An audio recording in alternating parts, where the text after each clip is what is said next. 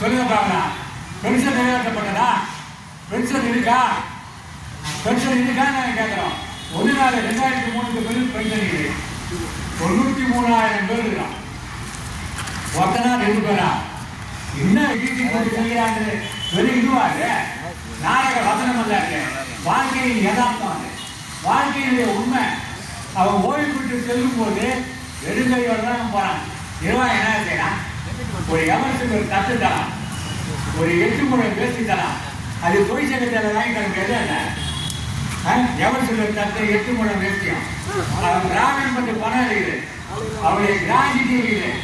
சரி, கிராஜிட்டி நீ கனவு போட்டு தர, திராவிடம் பற்றி நீ மாசம் மாசம் பிடிச்ச 15% என்னைக்கு இருக்குது. அப்புறமா நீ 10% மாத்திட்ட. இந்த 10% யாருக்கு எழுதிருப்போம்?